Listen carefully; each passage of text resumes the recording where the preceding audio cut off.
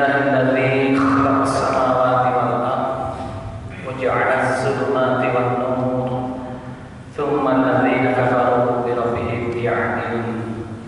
Asyhadu an la ilaha illallah wahdahu la syarika lah wa asyhadu anna Muhammadan abduhu wa rasuluh. Allahumma shalli wa sallim ala Muhammadin wa ala alihi wa sahbihi ajma'in. Ya ayyuhalladzina amanu ista'inu bis-sabri was-salah innallaha ma'as-sabirin. Wa qala Rasulullah Muhammad sallallahu alaihi wasallam khairun nas anfa'uhum linnas. Ma'asyiral muslimin, para jamaah kajian Ahad pagi Masjid Al-Taqwa yang kami muliakan dan mudah-mudahan dimuliakan oleh Allah Subhanahu wa taala. Marilah kita tidak lupa sebagai hamba Allah untuk bersyukur. Bersyukur itu adalah merupakan permintaan Allah dan kewajiban kita. Sone tidak jalan, sone kabur Islamnya. Jadi bersyukur itu permintaan Allah dan kewajiban kita. Dalam ayatnya Allah menyampaikan wa ja'ala lakumus sam'a wal absara wal af'idah la'allakum tashkurun.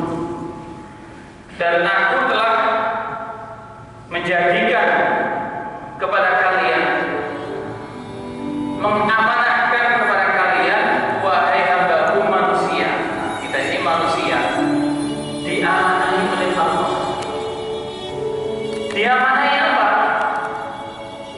Diamanai indera dengan sama. Diamanai indera penglihatan, absor, dan al-aqidah, yaitu akal pikiran, hati nurani. Untuk apa? La'allakum tashkurun, agar kita gunakan untuk mensyukuri nikmat yang telah diberikan oleh Allah atau yang diamanahkan oleh Allah. Jadi kita diberi telinga oleh Allah, diberi mata oleh Allah, diberi akal pikiran oleh Allah. Itu bukan suatu kebebasan bagi kita untuk menggunakan semau kita, tidak. Tapi Allah meminta kepada kita supaya kita menggunakan untuk bersyukur, yaitu untuk beribadah kepada Allah Subhanahu wa taala. Sebagaimana dalam ayatnya yang sudah sangat populer dan sudah saya bacakan tadi. Jadi pada awalnya, pada dasarnya manusia ini diciptakan oleh Allah itu dengan tidak tahu apa-apa. Jadi seandainya manusia itu tidak diberi oleh Allah telinga, tidak diberi mata, tidak diberi akal pikiran, itu kita nggak tahu apa-apa. Akhirnya kita bisa tahu apa-apa, bisa mendengarkan apa-apa, bisa memikirkan apa-apa. Tujuannya adalah untuk beribadah. Coba kalau kita melihat sebuah tayangan di layar ini, bagaimana Allah menciptakan kita manusia dari sebuah zat yang tidak berguna, kemudian menjadi hamba yang mulia. Inilah yang harus kita perhatikan. Jadi dari sebuah cairan sperma dan ovum, ya, yang kalau dibuang orang nggak mau, semut pun tidak mau, tapi atas kekuasaan Allah, di sini Allah menyempurnakan dari cairan yang seperti itu, kemudian menjadi segumpal darah, menjadi segumpal daging, dibentuk oleh Allah menjadi manusia yang atau makhluk yang sangat mulia. Tujuannya apa? Tujuannya adalah setelah sempurna itu adalah untuk melangkahkan kakinya di atas bumi Allah ini untuk beribadah.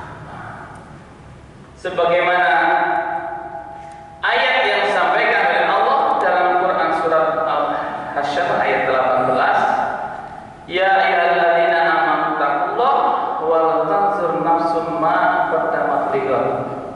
Nah, kita di sini ayat yang sangat populer ini mengingatkan kepada kita semua supaya kita senantiasa berpikir menggunakan akal pikiran kita, langkah kita untuk hari esok yang lebih baik. Berbicara hari esok itu bukan berbicara hari ini Ahad, besok Senin, Selasa, Rabu, Kamis. Bukan hanya itu. Itu hari esok yang sangat pendek. Tapi hari esok yang tidak terbatas oleh ruang dan waktu adalah hari esok, yaitu nanti ketika kita menghadap Allah, yaitu di akhirat. Kalau berbicara dunia itu hanya seperti ini saja. Coba kita lihat. Itu kalau berbicara dunia. Jadi kalau berbicara dunia itu hanya ya tidak lama lah kalau kita lihat itu kalau bicara dunia. Nah, kita mungkin masih ingat masa kecil kita yang tidak begitu lama yang kita ingat. Kayaknya belum lama kita bermain, kita bergaul sama teman, ya. Kayaknya kan belum lama. Jadi kehidupan dunia itu hanya sebagaimana apa yang kita lihat. Kita tidak lama menjadi remaja, bergaul dengan teman, begitu indahnya. Remaja tidak akan usia lama. Karena apa? Kita pasti akan berpikir tentang keluarga, berpikir tentang bekerja, berpikir tentang masa depan. Ini pun tidak lama. Ini kehidupan dunia hanya sakitnya aja. Lama-lama ternyata tahu-tahu tua. Maunya kalau sudah nenek, kakek, bisa enak ngomong anak, cucu, cocok, cecet. Ternyata tidak lama juga panggilan Allah datang, mati. Nah, ini hidup sakit aja. Itu hidup di dunia. Nah, di akhir kehidupan ini Allah berpesan dalam Quran surat Al-Baqarah ayat 48, wattaqu yawman la tajzi nafsun an nafsin syai'an wa la yuqbalu minha syafa'ah wa la yukhraju minha 'adlun wa la hum yunsarun. Takutlah wahai hamba-hambaku yang bertakwa kepadaku, yang beriman kepadaku, yang percaya kepada rukun-rukun iman yang lain pada hari di mana pada hari itu manusia satu dengan manusia yang lain tidak bisa saling interaksi, tidak bisa saling komunikasi, tidak bisa saling berbagi. Kalau kita saat ini di dunia bisa saling berbagi, bisa saling toleransi, bisa berbagi pengalaman, kita sakit ada yang mengunjungi, tapi suatu saat nanti ada suatu waktu yang kita sudah tidak bisa lagi melakukan itu semua. Kapankah itu? Yaitu pada akhir kehidupan kita, ketika malaikat Israfil mencabut nyawa kita. Disitulah kita hanya urusan dengan malaikat-malaikat Allah. Kita menjerit tidak ada yang mendengar, kita minta tolong tidak ada yang mendengar. Karena dalam akhir ayat itu disebutkan walahum yunsarun, sudah tidak ada lagi pertolongan kecuali amal kita yang bisa menolong diri kita. Nah, Bapak Ibu hadirin yang berbahagia, pada pagi hari ini saya akan menyampaikan sedikit bagaimana memanfaatkan hidup ini supaya betul-betul penuh manfaat, supaya hidup ini betul-betul memiliki makna. Karena manusia yang terbaik, sebagaimana disampaikan oleh Rasulullah, khairun nas anfa'uhum linnas. Manusia yang baik adalah manusia yang bermanfaat hidupnya bagi sesama. Jadi di sini bukan dikatakan manusia yang baik itu manusia yang baik bagi dirinya, keluarganya, kelompoknya, komunitasnya. Tapi ini lebih luas. Ternyata manusia yang baik adalah manusia yang bermanfaat hidupnya bagi kehidupan sesama. Jadi bukan hanya bagi diri kita, keluarga kita. Kalau baik itu hanya bagi diri kita, keluarga kita, koruptor itu melakukan korupsi itu baik untuk dirinya, keluarganya. Hartanya bertambah, dengan banyak harta bisa berbagi, mungkin baik untuk diri.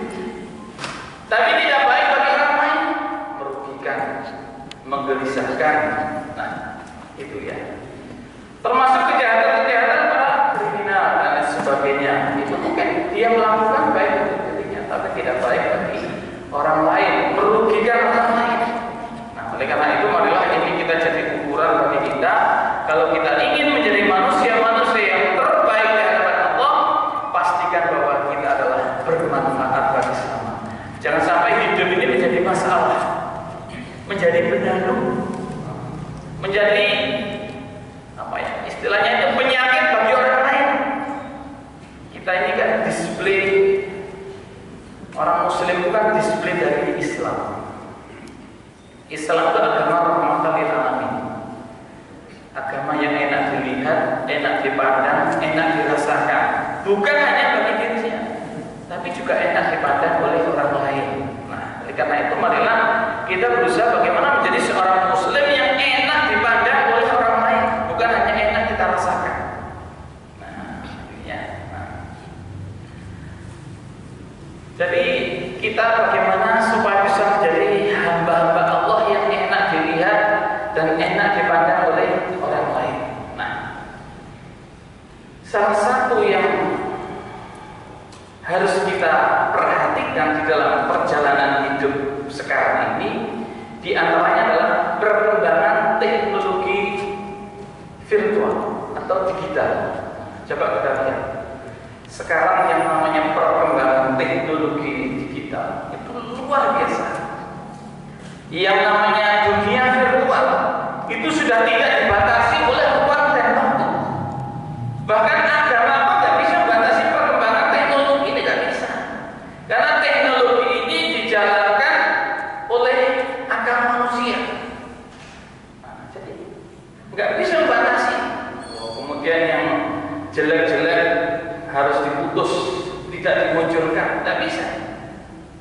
Jadi kita menghadapi sebuah teknologi yang ada ini adalah sebuah pilihan bagi kita. Mau kita jadikan apa teknologi yang ada ini? Teknologi yang sudah berkembang dengan begitu pesatnya itu mau kita jadikan apa? Kalau boleh saya ibaratkan bahwa teknologi digital sekarang ini seperti hanya pisau. Jadi tergantung bagi kita. Apakah pisau ini kita jadikan untuk memotong semangka sehingga kita bisa menikmati semangka, ataukah kita gunakan memotong buah nanas, akhirnya buah yang begitu susah untuk dimakan itu akhirnya bisa dimakan, atau kita gunakan untuk memotong orang. Coba.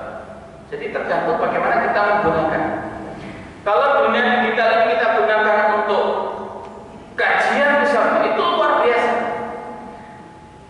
Saya selaku ya kebetulan dapat amanah sebagai ketua lembaga dakwah khusus.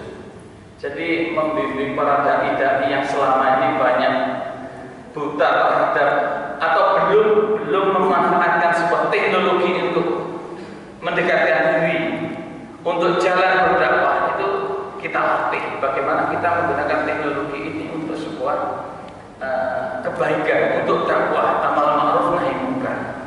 Ya. Jangan sampai teknologi ini kita gunakan untuk menyebarkan berita-berita hoax, berita-berita yang tidak bermanfaat, yang meresahkan orang lain, yang membuat perpecahan. Nah, itu jangan sampai. Karena apa? Apa yang kita lakukan, ya, jari-jari kita, ya, mengotak-atik keyboard yang ada di HP kita ini. Jangan diharap ini tidak dimintai pertanggungjawaban nanti di hadapan Allah. Jadi gerakan jari-jari kita ini sekarang lebih menentukan untuk menentukan apakah gadget kita ini termasuk bagian gadget yang nantinya membawa kita ke surga Allah, ataukah dengan gadget ini justru akan membawa kita, menyeret kita ke neraka Allah. Nah, oleh karena itu nanti kita akan sedikit kupas sedikit dan sedikit. Nah, sekarang siapa yang tidak terikat oleh gadget? Tukang pengayuh becak pun sekarang kalau nggak punya gadget di kota-kota itu, tukang becak kalau nggak punya gadget, nggak punya aplikasi WA, itu nggak dapat penumpang. Karena sekarang banyak orang-orang alam nggak mau jalan keluar rumah, tanya WA-nya tukang becak, Pak Min, Pak Jan, Pak Jo, tolong jemput saya di perumahan ini, blok ini, nomor sekian, sudah berangkat. Iya nggak punya, nggak dapat penumpang. Kalau dulu yang namanya saudara kita yang becak itu ya antri di tepi jalan, mau naik becak itu perawatan, banyak becak. Sekarang nggak begitu. Nah, sekarang becak itu ya tergantung panggilannya nanti. Nah, inilah peran gadget. Bahwa sekarang tidak ada yang terlepas dari gadget. Petani sekarang ibu-ibu ke sawah, matung, terus dan lain sebagainya sudah bawa HP, tinggal kirim sarapan, kirim mendung, ke tukang pupuk, jual pupuk, Pak dikirim ya di sawah ini, nah, sudah sampai sudah. Iya nggak punya ya ketinggalan. Nah, jadi sekarang ini semua tidak lepas dari yang namanya dunia itu sekarang. Nah, oleh karena itu ini harus kita manfaatkan sebagai teknologi dakwah. Sekarang itu penyebar kebencian itu dalam pantauan pemerintah. Jadi siapa yang menggunakan gadgetnya untuk pencemaran nama baik, siapa yang menggunakan gadgetnya untuk penyebar hoax, itu dipantau sekarang. Oleh itu kok dipantau. Makanya kadang-kadang kita itu melihat ada saudara kita tuh, si A ini kan baik, si A ini adalah selama ini biasa-biasa saja di kampung. Tapi kenapa tiba-tiba dia itu dianggap sebagai penyebar radikal? Misalnya, ternyata apa? Ternyata jari-jarinya ini nggak mau diem.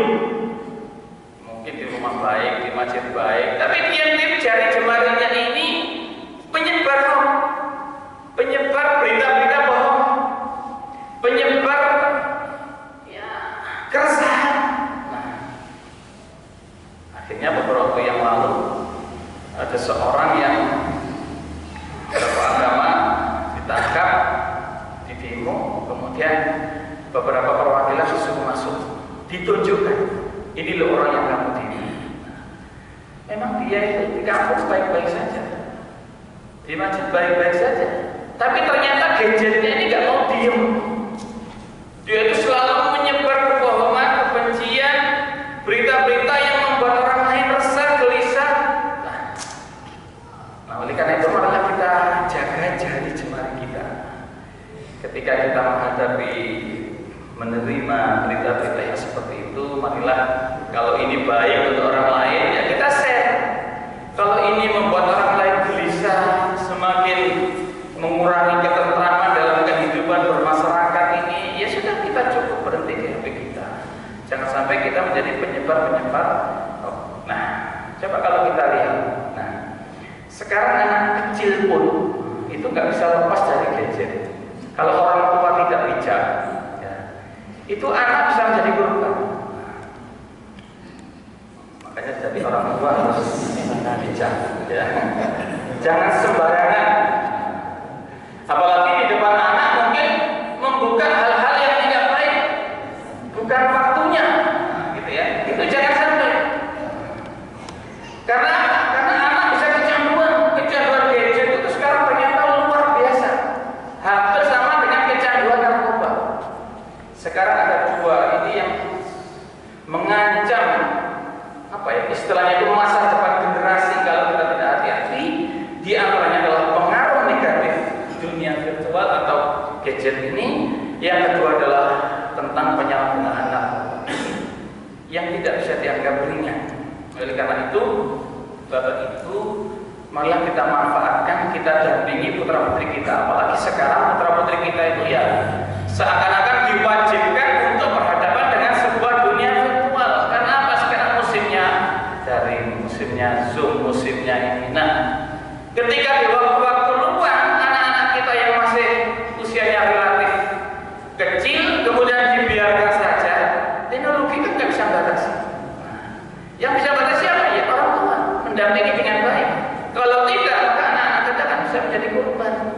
Mungkin di waktu lain dia mengerjakan pekerjaan sekolah, tapi di sisi lain mungkin dia akan menyempatkan dengan tidak sengaja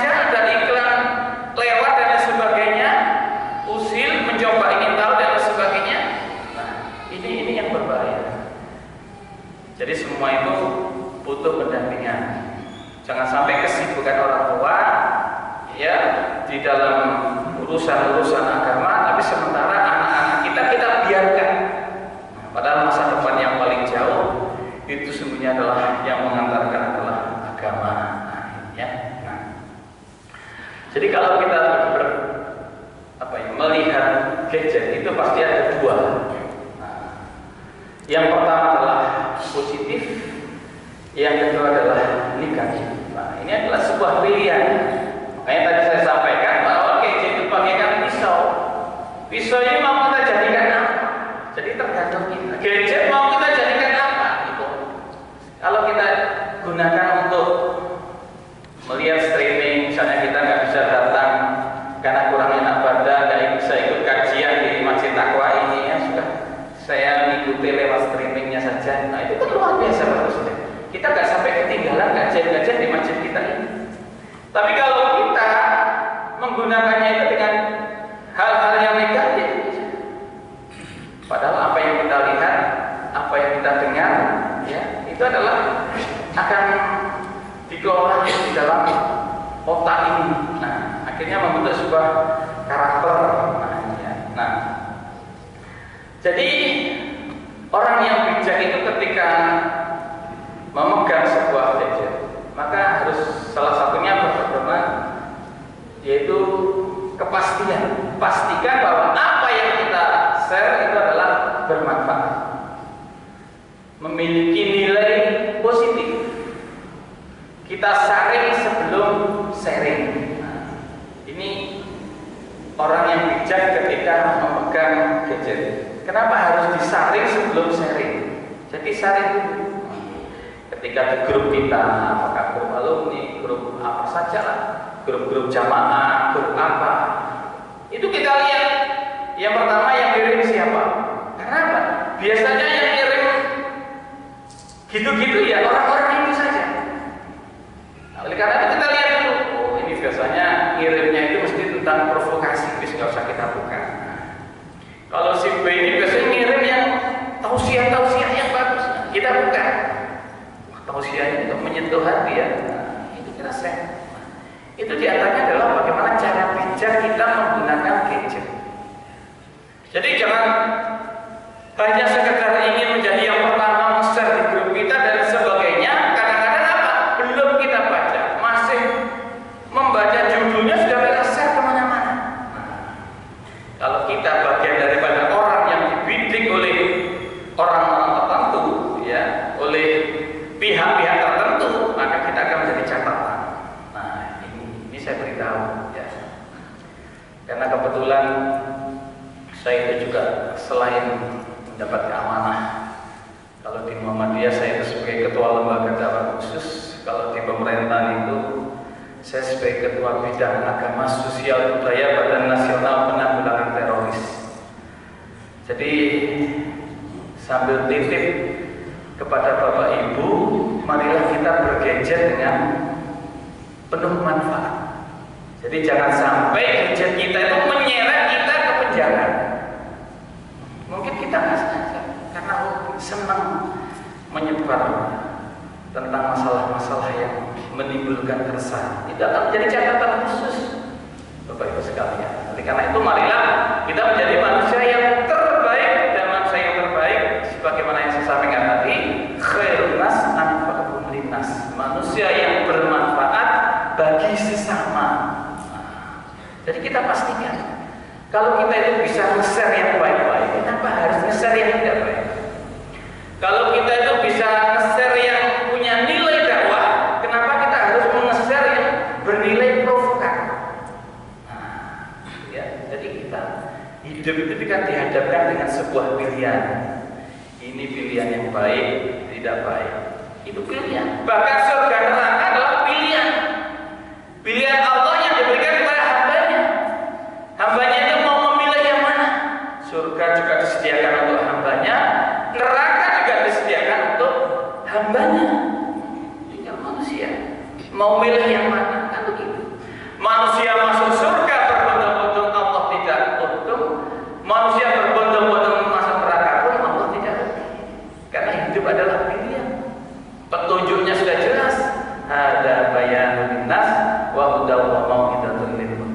Ini Al-Quran diberikan oleh Allah, diturunkan oleh Allah, adalah sebagai rambu-rambu dalam hidup kita ini. Rambu-rambunya sudah ada. Ada yang hijau, ada yang merah, ada yang kuning.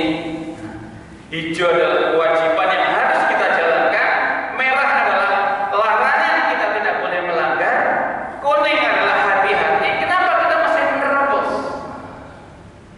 Kalau saya dari Surabaya tadi perjalanan enggak mengikuti rambu-rambu, merah kita terjang saja ya nggak sampai sini. Kenapa? Perjalanan saya melanggar rambu-rambu. Tapi kalau saya mematuhi rambu-rambu, insya Allah dengan usaha maksimal, hijau jalan, kuning hati-hati, merah berhenti, insya Allah sampai tujuan. Nah, kita untuk menuju surga Allah itu ada rambu-rambunya. Apa itu? Al-Quran. Jadi Al-Quran adalah rambu-rambu, ya. Ada bayan linnas wa hudaw wa mau'izatul lil muttaqin. Itu Al-Quran. Oleh karena itu marilah kita patuhi rambu-rambu. Nah, kenapa kita harus sharing sebelum sharing dalam menggunakan gadget? Karena tidak semua informasi itu adalah benar. Bahkan kalau sekarang justru kepentingan sesuatu menjadikan supaya dia benar. Coba kita lihat para istilahnya itu ya, yang hobi-hobi hanya untuk mengejar spread, mengejar poin, mengejar apa itu ya, itu dia mau nge-share apapun walaupun itu meresahkan, yang penting dia mendapatkan sebuah penonton yang banyak. Coba itu. Nah, oleh karena itu kita jangan sampai seperti itu ya. Banyak sekarang hanya ingin tenar, itu yang di-share adalah berita-berita yang sama sekali tidak sehat, dan tidak berakhlak. Nah, oleh karena itu di dalam bergadget, mari kita pastikan bahwa frame kita itu tetap akhlak, karena akhlak adalah merupakan buah daripada agama. Kita yang kuat, beribadah dengan sempurna, itu sebetulnya ujungnya buahnya itu adalah akhlak. Jadi akhlak itu buah dari satu sebuah kita hidup beragama ini. Nah, oleh karena itu marilah ibadah kita ini kita pastikan berbuah yang baik, yaitu akhlakul karimah. Nah, ya. Jadi itu kadang-kadang orang melihat apakah itu orang non-muslim atau muslim tapi gak suka dengan orang Islam, itu melihat orang Islam dicari kelemahannya terus. Dari mana? Akhlaknya. Kan tidak melihat pakaiannya, kekhusyukannya di masjid, tapi yang dilihat perilakunya. Jadi akhlak itu adalah buah. Kalau di masjid ini ada saja aksesorisnya.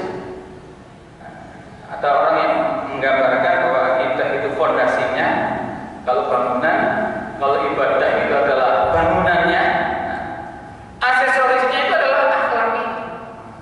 Coba sebuah bangunan itu meskipun fondasinya kuat, bangunannya kokoh dan tertandingi, ya, tapi tidak ada aksesorisnya bagaimana? Nah, ya, pasti nggak enak dilihat. Kalau di masjid ini nggak ada AC, nggak ada kipas, nggak ada lampu yang indah, bagaimana? Ya nggak enak.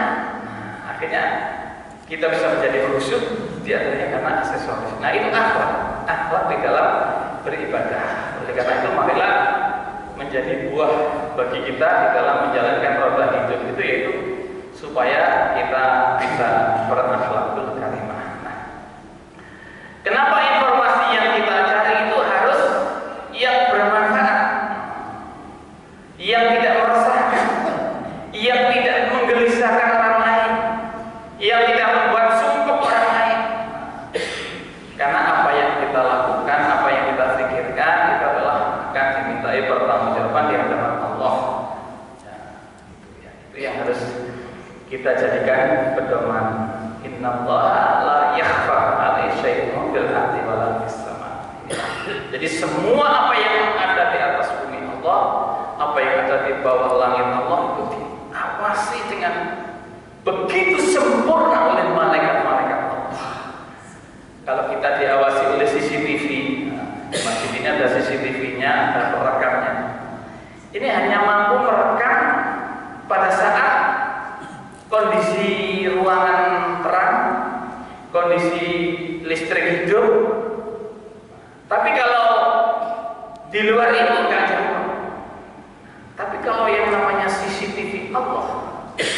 yang namanya malaikat raqib dan atid itu mampu merekam kita dengan sempurna, baik dalam kondisi terang, gelap, hujan, panas, sehingga tidak memungkinkan bagi kita untuk bersembunyi berbuat dosa, walaupun sekecil apapun tetap terekam dengan baik. Sehingga ketika di yaumul hisab nanti, itu kita akan dihadapkan oleh sebuah kamera Allah. Jadi nggak ditanyai satu persatu, nggak selesai. Cukup masing-masing perlu melihat, sehingga dengan melihat amal perbuatan kita masing-masing, kita nggak ada alasan di hadapan Allah. Ya Allah, saya itu selalu baik, tepat waktu dalam menjalankan sholat, selalu ke masjid dan sebagainya. Tapi kenapa nilai merah saya itu lebih panjang daripada nilai yang hijau? Ternyata apa? Sepanjang waktu mungkin kita di dalam menjalankan gadget ini penuh dengan hal-hal yang meresahkan, menggelisahkan, membuat orang lain dan sebagainya. Oleh karena itu marilah kita manfaatkan hidup ini penuh dengan kebaikan, supaya nanti kita itu begitu diputarkan rekaman kita di hadapan Allah, kita sambut dengan senyum gembira. Sama dengan penjahat.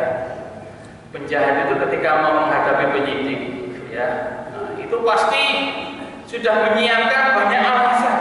Gimana caranya nanti supaya saya itu bisa menghindar dari pertanyaan-pertanyaan penyidik yang biasanya sangat menyudutkan. Biasanya gitu.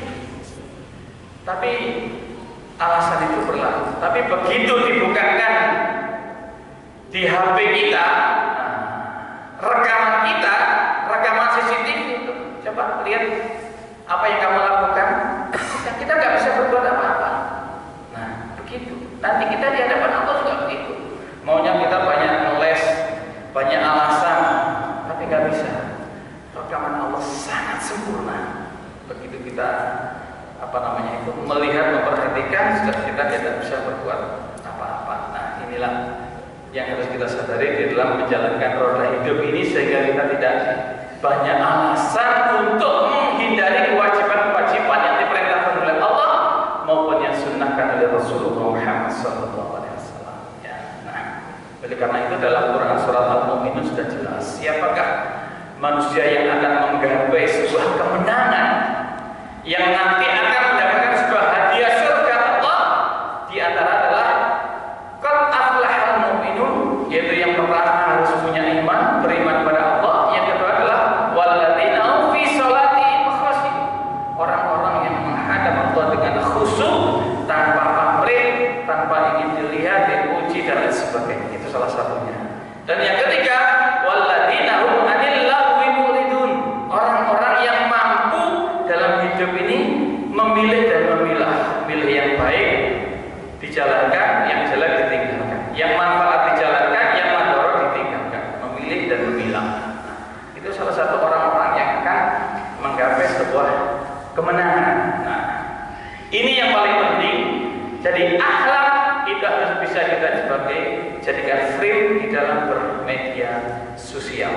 Nah, jadi akhlak, etika, tingkah laku, gaya hidup. Nah, jangan hanya mengikuti akal kita. Kita ingat bahwa apa yang ada dalam mulut kita, telinga kita, dan pikiran kita, semua itu adalah dipantau oleh Allah dan nanti akan dimintai pertanggungjawaban di hadapan Allah. Nah, ya. Jadi kenapa kita harus menggunakan frame, batasan-batasan, yaitu akhlak?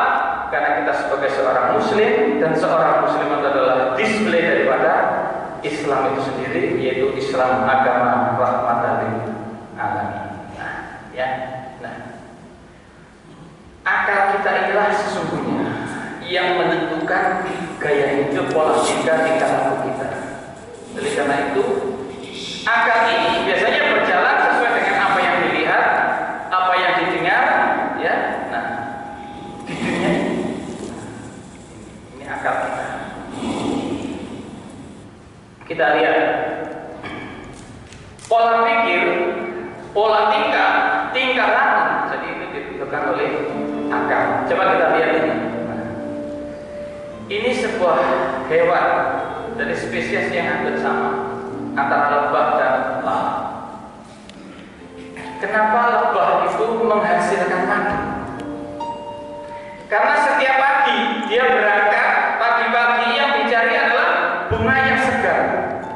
bunga yang harum, bunga yang indah.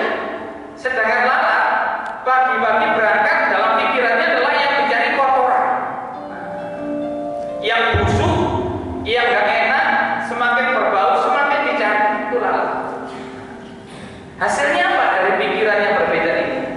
Akhirnya lebah menghasilkan madu karena pikirannya baik, yang dicari adalah bunga yang harum. Sedangkan lalat karena yang dicari itu adalah kotoran, maka pulang itu membawa kuman. Nah, makanya makanan kita, minuman kita harus kita jaga, jangan sampai tinggali yang namanya lalat. Karena apa? Setiap kaki-kakinya itu adalah membawa virus, membawa kuman. Nah, dari mana? Karena dia hidupnya di kotoran. Nah, kita itu dicontohkan oleh Allah melalui dua hewan yang sangat kecil ini. Ini adalah sebagai pelajaran bagi kita. Oleh karena itu, maka kita selalu berpikir yang baik-baik. Pagi hari berangkat mencari nafkah, bismillah, mencari nafkah yang halal, yang baik. Nah, akhirnya apa? Insya Allah yang kita dapatkan barokah. Tapi kalau pagi-pagi hari ya kita berangkat mencari nafkah, itu yang dicari sudah bagaimana bisa mengambil di sana, korupsi di sana, di sana. Nah, itu menjadi masalah pasti. Gak ada yang namanya koruptor itu tenang hidupnya, enggak. Sudah coba cari koruptor itu, mungkin dia naiknya Mercy, tapi bisa cari dia nggak konsentrasi. Karena apa? Dia dihantui oleh sebuah bayangan-bayangan yang negatif. Ada orang yang biasa-biasa saja, wah, tapi ceria. Karena apa yang ada di dalam pikiran. Jadi pikiran itu menentukan hidup kita. Jadi pola pikir menentukan pola tingkah. Nah, itu ya. Oleh karena itu maka kita berpikir yang positif saja. Nah, ya. Kita hidup itu pasti penuh dengan masalah. Enggak ada orang hidup itu tanpa masalah. Hidup penuh dengan tantangan pasti. Karena apa? Karena dengan tantangan, dengan ujian yang telah diberikan oleh Allah itu, manusia itu akan bisa hati-hati. Dan disinilah Allah akan menentukan nilai kita. Nilai kita itu di hadapan Allah berapa? Itu tergantung bagaimana kemampuan kita menjawab ujian yang telah diberikan oleh Allah di dunia. Dunia itu ada yang ibaratkan sebuah permainan. Kalau diibaratkan permainan, pasti kan ada yang menang, ada yang kalah. Kalau diibaratkan ujian, pasti ada yang lulus, ada yang tidak lulus. Kan itu. Nah, siapakah yang lulus? Yang lulus adalah yang jawabannya sesuai dengan yang membuat soal. Yang membuat soal itu adalah Allah. Nah, oleh karena itu marilah kita selesaikan dengan cara Allah. Bagaimana cara Allah memberikan solusi menyelesaikan masalah tanpa masalah? Wa may yattaqillaha yaj'al lahu makhraja. Barang siapa yang dekat dengan Allah, takwa kepada Allah, maka Allah yang akan menyelesaikan masalah hidupnya. Sudah jelas ya. Jadi hidup ini marilah kita kembalikan kepada Allah. Segala masalah datang dari Allah, tetapi kita ingat bahwa Allah yang memberikan, yang menyelesaikan dari masalah itu. Oleh karena itu marilah kita berusaha tetap kembali kepada jalan Allah. Jangan sampai punya masalah datang kepada selain Allah, menduakan Allah. Orang-orang yang kita anggap pintar dan sebagainya. Kita kembali saja kepada Allah. Tentunya harus melalui proses ikhtiar, berdoa, baru tawakal. Ini proses yang tidak boleh kita tinggalkan. Saya kira tema-tema seperti ini, kajian-kajian seperti ini selalu diulang-ulang para khatib Jumat, para ustaz, para kiai, para ulama, para siapa. Nah, ya. Karena apa? Selalu diingatkan kita selalu dicas. Mau kadang-kadang setiap pagi dicas dengan kajian-kajian seperti ini, kita masih belajar, ya masih apa ya istilahnya itu nyempal dari jalan, apalagi kalau tidak. Jadi jangan merasa bosan kalau diingatkan oleh para khatib, para ustaz, marilah kita bersyukur. Kenapa sih kok ustaz selalu bersyukur saja? Ya karena itu jalan ketenangannya hanya bersyukur. Makanya selalu diajak bersyukur. Kenapa sih ustaz itu mesti mengajak setiap Jumat? Ittaqullah, marilah bertakwa kepada Allah. Karena takwa dalam menyelesaikan masalah. Nah, makanya jangan pernah bosan, jangan sampai pernah dalam pikiran kita, Ustaz itu gak punya materi lain lah, kok menyampaikannya itu saja. Jadi intinya berbagai macam variasi yang ada di dalam tema-tema kajian itu intinya ya itu aja, untuk mendekatkan diri kita kepada Allah dalam sebuah takwaan. Hidup itu penuh masalah.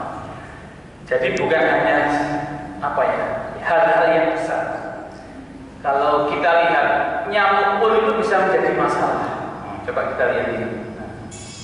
Ini seorang dokter yang mau operasi, ada nyamuk, gak bisa fokus. Nyamuk bisa menjadi masalah. Nah, ini kalau kita hidup masalah. Jadi semua bisa menjadi masalah. Nampak saya gak sekonsentrasi. Jadi nyamuk itu bisa menjadi masalah, bisa menjadi tidak fokus. Jadi kalau kita anggap masalah, tidak ada kehidupan itu yang bermasalah, semua akan menjadi masalah. Gak usah diteruskan, nah itu ya.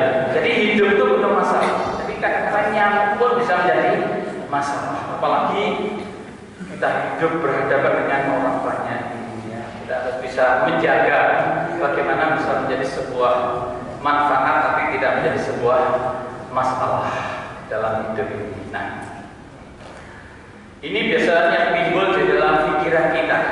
Biasanya kita itu seperti ini. Nah, bisa dibaca Bapak Ibu. Saya sendiri nggak begitu lihat.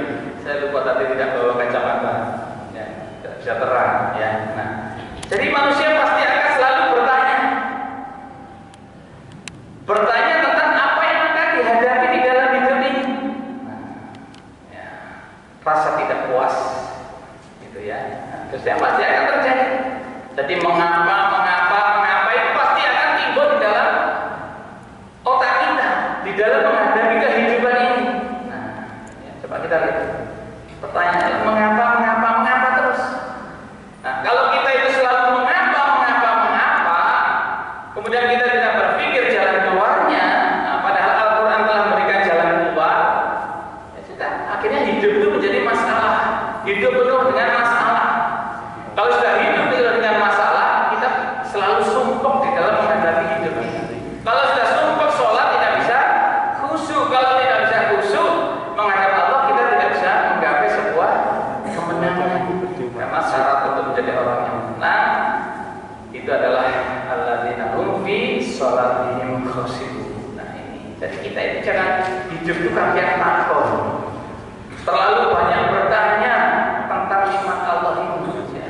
Coba dalam Quran surat Ar-Rahman itu berapa kali Allah bertanya di sana, nikmat Allah yang mana yang sanggup, yang bisa kita dustakan? Sampai 31 kali insya Allah itu ya.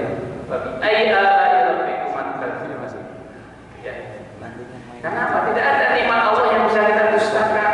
Tapi kenapa kita selalu bertanya? Nah, kita tidak mencari jalan keluarnya. Jadi terus bagaimana, mengapa, kenapa, itu terus. Kalau kita mengadu kepada Allah itu jangan banyak bertanya, mengapa ya Allah? Kok saya dalam hidup selalu seperti ini, selalu begini, mengapa ya Allah? Jangan terlalu banyak mengapa, tapi bersyukurlah ya Allah, alhamdulillah Engkau telah memberikan kami adalah selalu hidup sehat. Mintalah, tapi jangan bertanya, tapi minta. Itu kita kepada Allah.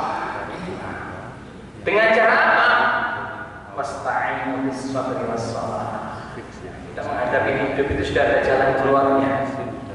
Ya ayyuhalladzina amanu ista'inu bis-sabri was-shalah. Ada dua yang harus kita lakukan. Yang pertama adalah jalur ke atas, sholat. Jalur ke kanan, ke kiri, ke samping itu adalah dengan kesabaran. Coba kalau hidup ini kita tidak dihiasi dengan kesabaran, sudah isinya sumpah. Jadi dua jalan ini, ke atas itu dengan sholat, ke kanan, ke kiri, ke samping dengan sabar. Ya, enjoy aja kita dalam hidup ini. Apa sih yang dicari di dalam hidup? Kan hanya kita menantikan sebuah penantian yang kita tidak tahu kapan datangnya, yaitu kematian. Hidup kan hanya itu saja. Tapi kita tidak bisa meremehkan karena hidup yang sebentar inilah sesungguhnya yang menentukan apakah kita dalam perjalanan panjang nanti itu adalah aman dari siksa kubur sampai menuju surga Allah ataukah tidak. Itu ditentukan jalan kita di dunia yang sangat pendek ini. Dengan apa? Dengan dua jalan. Yang pertama, dekatlah dengan Allah. Yang kedua, berbaiklah dengan lingkungan yang ada. Ini dua jalan. Susah kita jalankan, tapi kalau kita bisa menjalankan, insya Allah kita akan menjadi manusia-manusia yang terbaik. Nah, kita kadang-kadang susah memang apa ya, untuk bisa menjalankan ibadah itu dengan khusyuk. Itulah manusia. Tapi kadang-kadang kita sudah susah khusyuk, jangan sampai mengganggu orang lain yang ingin khusyuk. Nah, ini nanti bisa dosa kita. Makanya kenapa kita datang ke masjid menjalankan ibadah itu yang biasa-biasa saja, jangan terlalu berlebihan. Suatu yang berlebihan adalah tidak baik. Ibu-ibu yang punya perhiasan banyak, nggak usahlah dipakai semua. Bapak-bapak yang punya hobi mungkin batu, cincin, apa saja ya, satu saja lah cukup. Jangan sampai apa yang kita lakukan itu mengganggu. Nah, coba kita lihat. Kelihatannya baik-baik saja, tapi ada yang mengganggu. Ini bisa mengganggu kekhusyukan. Salaman itu baik, tapi kalau semua orang disalami, itu bisa mengganggu kekhusyukan. Coba. Mungkin kalau di masjid kita ini nggak terlalu terbiasa semua disalami ya. Kalau iya ya cukup kanan kiri lah. Ini kan baik. Siapa yang menganggap salaman tidak baik kan? Maka salam itu bisa menghapus dosa satu dengan yang lain. Tetapi kalau mengganggu ya tidak baik. Hobi punya cincin ya dipakailah satu saja, nggak usah semua. Gantian gitu ya. Ibu juga begitu punya perhiasan seperti satu saja lah, ya nggak usah semua dipakai, ya. Karena apa nanti akan bisa menimbulkan orang kanan kirinya tidak khusyuk. Nah, ya, ini ya.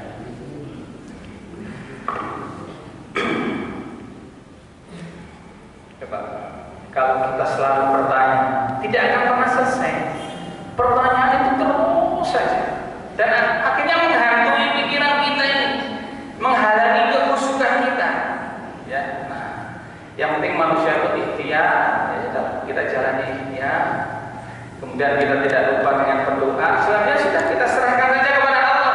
Karena ada doa itu yang biasa-biasa saja orangnya cepat dikabulkan oleh Allah. Itu hampir karena Allah. Ada yang menghabiskan seperti malam berdoa kepada Allah, menangis kepada Allah. Kadang Allah melambatkan karena cintanya Allah kepada hamba ini. Jangan-jangan nanti kalau cepat dikabulkan, nanti dia tidak berdoa lagi dengan khusyuk. Kita ingat cerita Salabah ya. Nah, coba bagaimana ketika dia tidak punya seorang sahabat Nabi, Masya Allah, selalu dekat kepada Nabi, minta kepada Nabi, didoakan supaya menjadi orang yang cukup. Tapi nggak mau. Karena apa? Karena ini kalau didoakan jadi orang cukup bisa jadi nanti lupa dengan masjid. Tapi akhirnya karena kasihan didoakan. Karena Nabi yang berdoa dikabulkan oleh Allah. Tapi apa yang terjadi? Begitu dia kaya raya, lupa kesibukannya yang begitu banyak, hartanya yang begitu berkelimpahan, lupa dengan masjid. Nah, ini jangan sampai. Oleh karena itu Allah Maha Tahu. Yang penting kita berikhtiar berdoa kepada Allah. Apakah doa kita itu cepat dikabulkan atau dilambatkan oleh Allah? Sudah kita serahkan kepada Allah. Ya. Yang penting kita tidak putus asa, senantiasa sholat dan sabar sebagai senjata kita untuk menghadapi permasalahan hidup ini. Nah, ini ya. Kepada siapa kita harus mengadu, harus berharap? Ya hanya kepada Allah, nggak ada kepada yang lain. Kalau kita mengadu kepada manusia, bisa jadi kita tambah dicaci, dirasani.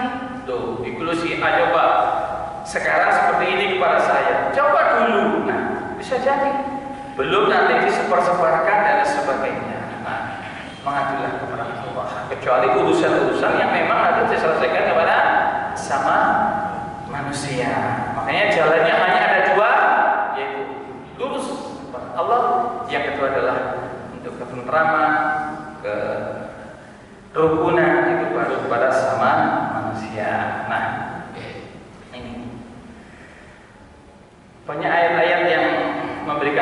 kepada kita supaya tidak khawatir dalam menghadapi hidup ini. Kita nggak usah takut lapar, yang penting ikhtiar. Allah itu akan memberikan rizkinya kepada siapa saja yang mau berikhtiar. Bukan hanya kepada manusia, hewan pun kalau mau berikhtiar itu kadang-kadang rezekinya jauh.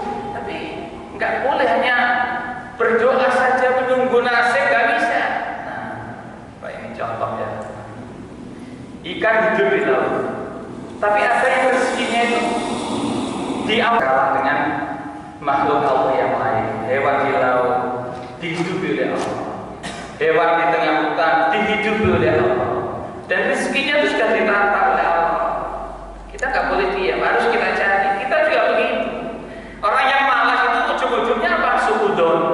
Oh, dia itu begitu karena begitu. Nah, akhirnya begitu. Sudah akhirnya menjadi penyakit hati. Kalau sudah kena penyakit hati, hidupnya tidak akan tenang. Oleh karena itu marilah kita ikhtiar, berdoa dan tawakal itu untuk menuju sebuah ketenangan hidup. Nah, ada orang yang merasa seakan-akan nggak pasrah ya, tapi seakan-akan menyerah tapi tidak tepat. Usaha sudah, berdoa sudah, kurang apa saya ini? Kan gitu. Ada yang seperti itu ya. Coba sepertiga malam saya tahajud minta kepada Allah. Pagi sampai sore saya bekerja keras. Tapi kenapa seperti ini saja? Kita nggak boleh menyerah di dalam hidup. Apalagi merasa tidak tahan menghadapi hidup ini. Nah, jangan sampai kita ya. Hidup ini harus kita jalani dengan baik.